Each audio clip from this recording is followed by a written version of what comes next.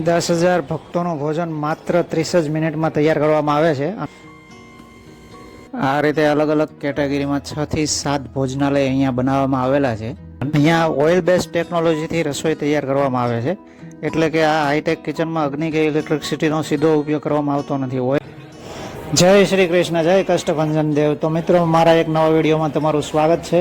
આજે આપણે આવી ગયા છીએ સાળંગપુર ધામ, જે હું તમને બતાવવાનો છું ભોજનાલય અને અહીંનું જે હાઈટેક ટેકનોલોજીવાળું જે કિચન છે, મેગા કિચન, તેની મુલાકાત કરાવવાનો છું। તો વિડીયોમાં બન્યા રહેજો।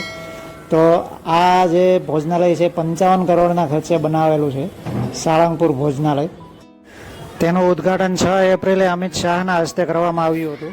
આ મંદિર પરિસર છે અને અહીંયા એક્સિલેટર સીડી પણ રાખવામાં આવેલી છે, જે વૃદ્ધો અને વિકલાંગો માટે આસાનીથી સીડી ચડી શકે એટલા માટે। અહીં 10,000 ભક્તોનું ભોજન માત્ર 30 જ મિનિટમાં તૈયાર કરવામાં આવે છે અને 5,000 શ્રદ્ધાળુઓ એક સાથે ટેબલ પર બેસીને આરામથી પ્રસાદ લઈ શકે તેવી આ ભોજનાલયમાં વ્યવસ્થા છે।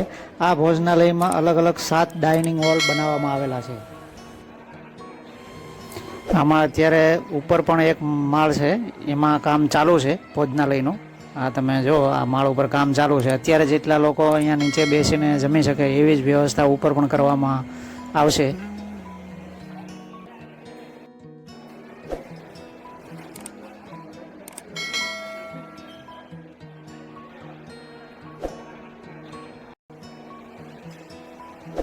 ખીચડી, કઢી, છાશ અને શાક છે, રોટલી છે અને જમવાનું પણ સરસ છે। તો મિત્રો, તમે ક્યારેય પણ સાળંગપુર ધામ આવો છો તો અહીંયા ભોજન લઈ શકો છો અને કોઈ પણ ચાર્જ લેવામાં આવતો નથી।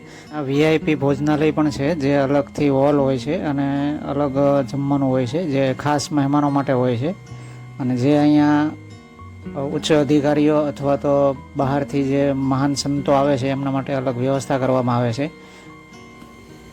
આ રીતે અલગ અલગ કેટેગરીમાં 6 થી 7 ભોજનાલય અહીંયા બનાવવામાં આવેલા છે, જેમાં ચોખ્ખાઈનું કમ્પ્લેટ પૂરેપૂરું ધ્યાન આપવામાં આવેલું છે। તો આપણે પણ ત્યાં જઈએ તો ગંદકી ના કરીએ એનું ખાસ ધ્યાન રાખીએ, આપણાથી ગંદકી ન થાય એનું આપણે ખાસ ધ્યાન રાખીએ।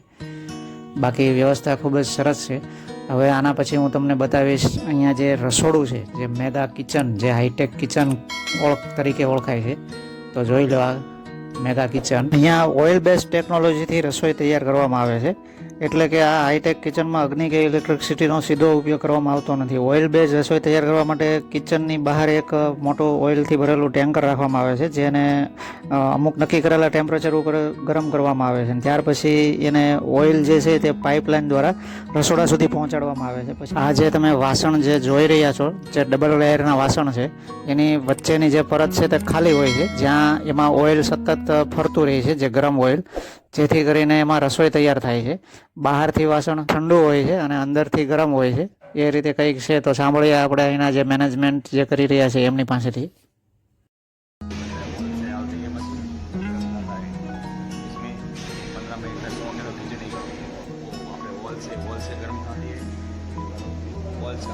स्टीम स्टीम स्टीम से बनता है वो।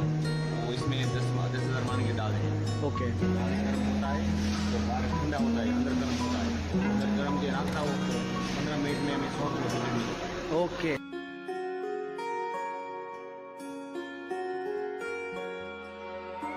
नगर दाल हर दिन बनती है, शाम को कड़ी बनती है और 10,000 मानस की खाना खा सकते हैं। एक बार ना बनती है, एक बार में बन जाती है, 10-15 मिनट में बन जाती है। તો જુઓ તમે, આ વાસણની અંદર 15 મિનિટની અંદર દાળ ને કઢી બની જાય છે। આ છે આપણે રોટલી બનાવવાનું ઓટોમેટિક મશીન। હવે આ છે હાઈટેક ભોજનાલયની હાઈટેક લિફ્ટ। એક લિફ્ટની અંદર પૂરેપૂરો ટ્રક આવી જાય એવડી મોટી તો લિફ્ટ છે। જો સામાન ઉપર નીચે લઈ જવા માટે વસ્તુ, તો એના માટે તો જરૂરી છે જ। હવે આ છે છેલ્લે ડીશ ધોવા માટેની જગ્યા, જે અહીંયા અલગ અલગ ડીશો વાટક્યા થઈને અને આવી રીતે ગોઠવાઈ જાય છે। આમાં 1,000 ડીશોનું ગોઠવવામાં આવે છે।